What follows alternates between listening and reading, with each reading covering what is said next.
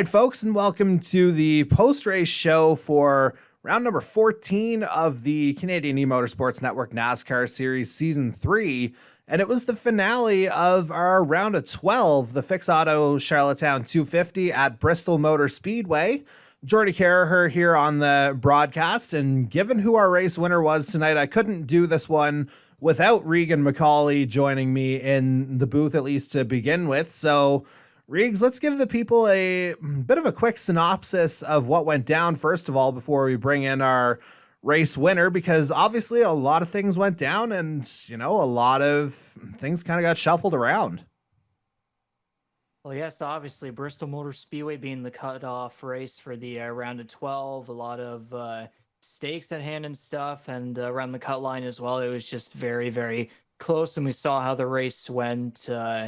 We saw multiple guys have good chances and stuff, but by the end, the main pace was coming around Corbin MacAulay, Ty Higginbottom, even Mike Marini there as well. We thought Darcy Ford had some pace tonight and even had the potential for a win, but unfortunately, a second week in a row with the lap traffic fiasco just had to happen to him, and he was still able to make it in. Unfortunately, Mike Marini did not make into the race, but none other than a specific man won the race tonight and advanced his way into the round of 8. So, yeah, without further ado, for the first time this season, we're talking to a Red Dirt Racing driver, and it is, in fact, the number 17 of Corbin MacAulay out of Charlottetown, PEI, of course, driving the number 17 Red Dirt Racing Chevy. And Corbin, I know it's been a little bit, but, what a time for you to pick up your first win of the season, and congratulations on that. Well, thank you, Geordie and Reegan there. Yeah, it certainly was the best time I could have picked to get that first win of the season. Being 8 points out of the round of 8 going into this race, I knew I had to do something special. So, I mean, putting the entire field a lap down except for second place, I think that was a pretty good show for what I needed to do. Indeed so. And again, very much a statement win. But before I get into any of the super hairy details or anything like that, I'm going to hand it over to the other MacAulay who happens to be in this conversation, as I know he wants to kind of lead things off here. oh my goodness, is that who I think it is? Brother, yeah, finally won one. It's been a while. There was a question I was going to ask, but I think you already kind of described it there with how tonight went. And you and Ty Higginbottom were the only cars, in fact, to be finished on the lead lap there. So if you have any more overall thoughts on how you put the performance tonight together and just how it feels overall, how it feels to get into the round of 8, be closer to fighting for the championship. And also as well, you broke a quite the long winless streak. It's been a while since I guess an interview like this has happened and stuff between NASCAR and Formula One. So just give us your overall thoughts. And yeah, brother, you won. Yeah, Reegan, we did win this one. I almost kind of forgot how to do these interviews with how long it's been since I was last in one of these. I swear it's probably been a year or more since I've done one of these. So, yeah, all in all, it was a really good race. Like going into Bristol's one of my favorite racetracks on any game NASCAR wise that I play, whether it be iRacing, NASCAR Heat, any of those. It's always one I look forward to going to. Not to mention too, it's the best track in real life. There's no doubt about it. It was a really good race. I struggled a bit at the start because I was just trying to get a handle of the car. I didn't have a whole lot of practice behind me, but I guess that's kind of my fault. But as I got some more laps under the belt, the car felt amazing. Like there's not very many times in that game where the car feels good right off the get-go, where you don't have to make many adjustments to it. But the way I went in, I picked a specific slider in the loose and tight settings, and I never changed it. I never made a single adjustment, didn't make a single wedge adjustment, didn't make any air pressure adjustments. The car just felt really good from the get-go. So, like the the pace was good, the car was good, the track was awesome. Not really sure what else to say, honestly. I mean, your performance on the track definitely spoke for itself, as you mentioned before. And again, it was an evening, as you kind of alluded to earlier. It was a night where everything pretty well had to go right for you. And you already touched on the fact that you didn't get to maybe practice as much as you wanted to. But even with that, I think that makes that even a little bit more impressive. So, what I'm curious about, knowing everything that you had to do, how were you able to kind of handle the pressure of the drive, especially, especially how things progressed over the course of the evening? Well, like going into this race, knowing that I was 8 points down, I knew I had to do something. My goal for this night was either win the race or finish second. There was nowhere else that I wanted to finish because of that point situation. Obviously, wasn't going to settle for second, so we went ahead and won it. So basically, how do I put it? Like the pressure of going into the race with being 8 points down, it was pretty high because obviously I haven't had the season I've wanted to. Like I've had a few top fives, few top tens, but I haven't gotten that win that I really wanted, and I finally got that one win. And the fact that it came with not only putting myself into the next round, but happening in an elimination race, it couldn't have been more better for me. Yeah, and even, I don't even know if you were aware of this, but you were actually 1 point below the cut line going into that final stage as well. So things were just getting tighter and tighter.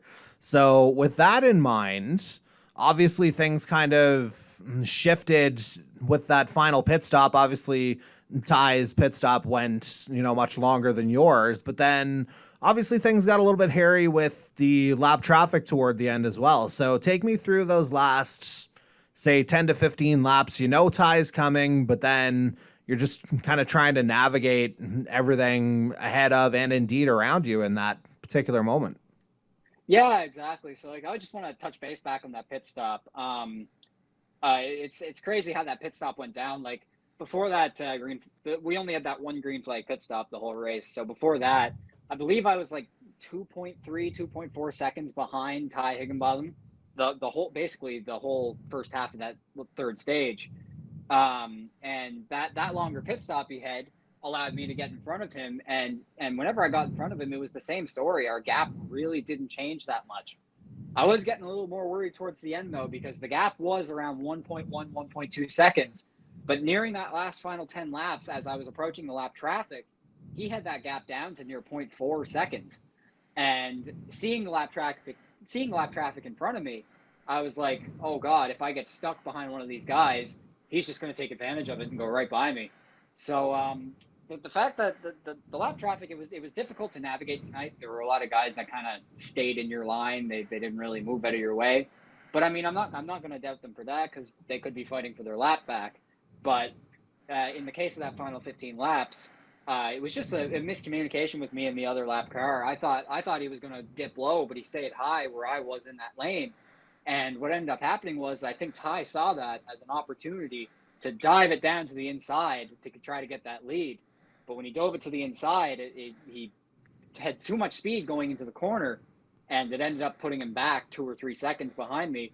And then after that point, it was off to the win. So, yeah, the lap traffic, it was hard to navigate tonight, but it certainly worked out in my favor in the end as I won the race.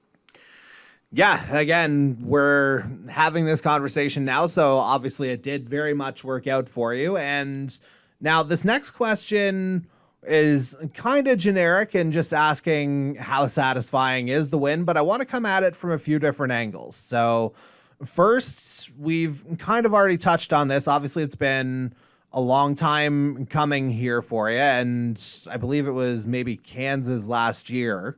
And I guess just to add to that point, it's a little bit of a reverse situation here for you because you were inside the top 8 last year only for Jose Mercado to win at Talladega to knock you out.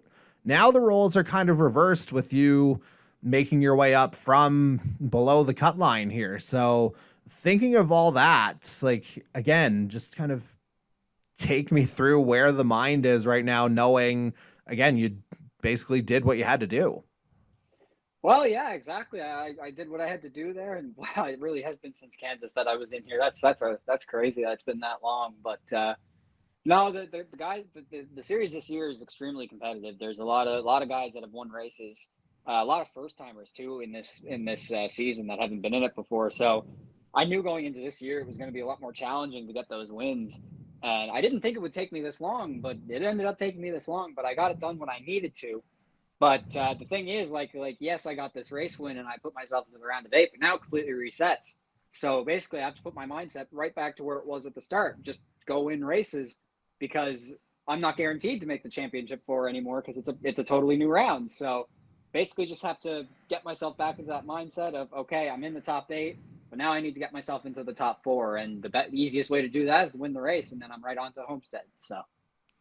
Yeah, and of course, Homestead season 1, I believe that was your first, or no, that was the exhibition race. My apologies. I think Darcy may have grabbed the one in the regular season. I knew you won there before, just I couldn't remember when. Anyway, back to the point that you were referring to about, the step up in competition for this season from maybe seasons 1 and 2. Like, just looking at it from that perspective, like, what do you think the fact that you were able to pick up this win tonight, what do you think that kind of proves to more yourself as a driver as opposed to anybody else, knowing that you were able to take that step when you needed to? Well, it certainly makes me feel better about myself because, throughout the season, I've kind of doubted myself whenever it comes to getting race wins. I've came close a couple times, but I just never had that thought in my mind. I thought I was going to go through this whole season without a win because of how competitive it was. But no, it's great to get that one because it certainly lifts a weight off my shoulders because every week I go into it thinking, there's a chance I could win this, but I don't know if that chance is fully there. Right. So to win this one, it feels really good for myself. And I'm hoping it's going to give me a lot more confidence going into the round of 8 and hopefully into the championship race as well. All right. Now you kind of alluded to it already, but now that you've got this one under your belt, obviously everything does reset in the round of 8. How do you flip that switch once again to make sure you're competitive in Las Vegas and Phoenix, obviously Vegas first, to at least give yourself a puncher's chance of getting into the championship 4? Well, I got a race not over the top of my head. I've in the last couple of weeks, I've been doing some moves on the track that not some people aren't liking too much, but it's only because I'm just fighting my butt off to get these wins. And it's like what you said. It's a complete reset for me going into this next round. Vegas is a track I haven't had too much success over in the last two seasons, but I'm hoping with the momentum of this win tonight, it'll push me a little further in Vegas. I do have high hopes about Phoenix, though. I'm excited for Phoenix because I want some redemption at Phoenix. I was so close to that championship in season 1, but I came second in that race. But I want to get one there because I want to. It's hard to describe. I got that win there. I didn't get that win there, but I just kind of want to go back, win it, and say, all right, well, I wish I'd done this 2 years ago, but cool, I won it. I'm in the championship 4, so.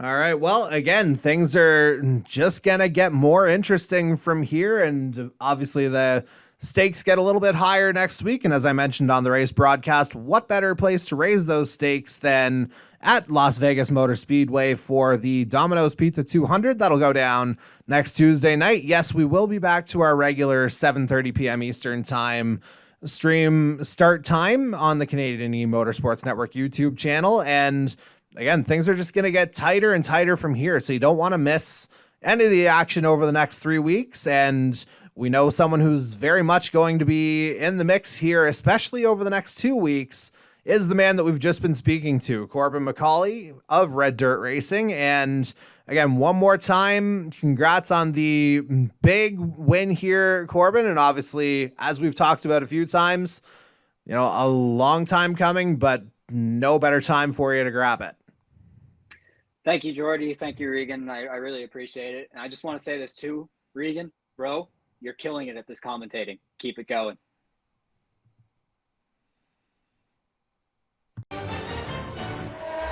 Headlights out, it's go! He's going to get ahead of MacAulay into turn 1. Cody Cudmore with a great start. The winner of the Centennial Autosport and Tire Spanish Grand Prix is Darcy Ford. MacAulay's gotten a good start off the line, but it looks like Darcy Ford's gotten up into second. Italian Grand Prix is underway. Go, go, go down that start-finish straight. And he's got it! Cody Cudmore with an absolute stunner at the end.